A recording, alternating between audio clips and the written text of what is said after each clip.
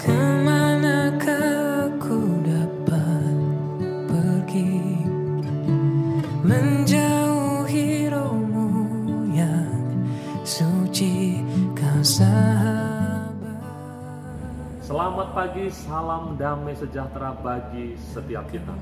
Pagi hari ini kembali kita akan merenungkan firman Tuhan, dan saya mengajak kita untuk membaca dari kitab Yohanes pasal yang ke-16 ayat yang ke-7. Demikian bunyi firman Tuhan. Namun benar yang kukatakan ini kepadamu adalah lebih berguna bagi kamu jika aku pergi. Sebab jikalau aku tidak pergi, penghibur itu tidak akan datang kepadamu. Tetapi jikalau aku pergi, aku akan mengutus dia kepadamu. Dan kalau ia datang, ia akan menginsafkan dunia akan dosa, kebenaran, dan penghakiman. Saudara-saudara, ini adalah janji yang diberikan oleh Tuhan Yesus berkaitan dengan datangnya Roh Kudus. Dan Tuhan mengatakan bahwa Roh Kudus hanya akan datang apabila Tuhan Yesus itu naik ke surga dan meninggalkan para murid-muridnya. Dan inilah sesuatu yang dikatakan oleh Tuhan Yesus sebagai sesuatu yang lebih berguna bagi kamu. Jadi yang dipikirkan oleh Tuhan adalah sesuatu yang lebih berguna, yang lebih membawa dampak, dan lebih menguntungkan bagi kepentingan kita sebagai para orang percaya. Dan para murid tentu saja belum bisa memahami ini, karena bagi mereka tentu saja yang lebih baik adalah Tuhan Yesus tetap tinggal bersama dengan mereka, melayani bersama dengan mereka, memberitakan Injil Kerajaan Allah secara bersama-sama. Itu yang dipikirkan oleh para murid, sehingga mereka belum bisa memahami bagaimana mungkin ini adalah sesuatu yang lebih berguna. Lalu saudara-saudara, kalau begitu apa keuntungannya dengan datangnya daripada Roh Kudus? Kalau Tuhan mengatakan bahwa ini jauh lebih berguna, apa keuntungannya? Ada dua hal yang kita bisa renungkan pada pagi hari ini. Yang pertama, turunnya Roh Kudus merupakan penggenapan daripada janji Tuhan bahwa Ia akan menyertai kita sampai selama-lamanya.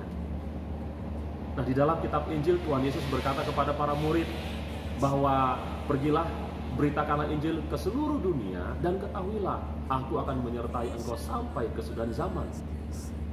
Lalu sekarang Tuhan berkata bahwa aku akan pergi meninggalkan engkau dan pergi kepada Bapa. Jadi mereka mulai berpikir bagaimana mungkin Tuhan bisa menyertai mereka kalau Tuhan Yesus pergi. Mereka belum paham, saudara-saudara, bahwa sebenarnya ketika Tuhan Yesus secara tubuh dagingnya naik ke surga, sebenarnya dia datang kembali dalam wujud Roh Kudus. Dan kita tahu, saudara-saudara, bahwa ketika Tuhan Yesus melakukan pelayanan dalam tubuh dagingnya, maka ada banyak kendala yang dialami. Dalam tubuh dagingnya, maka Tuhan Yesus tidak bisa berada di banyak tempat secara bersamaan. Kalau dia melayani di Galilea, maka tidak mungkin pada saat yang sama dia ada di Yerusalem. Tidak mungkin. Dia hanya bisa melakukannya ketika dia terangkat ke surga, lalu datang kembali dalam wujud Roh Kudus. Roh Kudus adalah roh yang tidak dibatasi oleh ruang dan waktu. Sehingga dengan demikian, maka dia bisa menyertai kehidupan orang percaya. Menyertai para murid-murid, menyertai Petrus, menyertai Yohanes dalam penderitaan, dalam pengasingan, dimanapun mereka berada, Tuhan Yesus menyertai mereka. Hal yang sama kita bisa meyakini bahwa melalui kehadiran Roh Kudus dalam kehidupan kita, maka Tuhan Yesus hadir dan menyertai kita sampai selama-lamanya. Apa yang perlu kita takutkan, apa yang perlu kita khawatirkan kalau kita meyakini bahwa melalui Roh Kudus Tuhan Yesus menyertai kita sampai selama-lamanya. Itu yang pertama. Yang kedua, saudara-saudara, kehadiran Roh Kudus adalah untuk meluaskan jangkauan pelayanan daripada Tuhan Yesus sendiri. Ayat ke-8 dikatakan, dan kalau ia datang, yaitu Roh Kudus, maka Roh Kudus akan menginsafkan dunia akan dosa, kebenaran, dan penghakiman. Kalau Tuhan Yesus dalam tubuh dagingnya hanya bisa menjangkau Yerusalem dan sekitarnya, tetapi sekarang melalui kehadiran Roh Kudus, maka Tuhan Yesus dapat menjangkau seluruh dunia pada saat yang bersamaan. Dia dapat menyatakan kasih-Nya, menyelamatkan orang-orang berdosa hari ini secara global, pada saat yang bersamaan dimanapun berada. Tuhan Yesus sanggup untuk menyelamatkan mereka. Jadi saudara, kita bisa meyakini Tuhan Yesus mengasihi kita. Kenapa? Karena dia memikirkan apa yang lebih berguna bagi setiap kita. Tuhan Yesus mengasihi kita. Dia memberikan rohnya yang kudus untuk menyertai kita sampai selama-lamanya.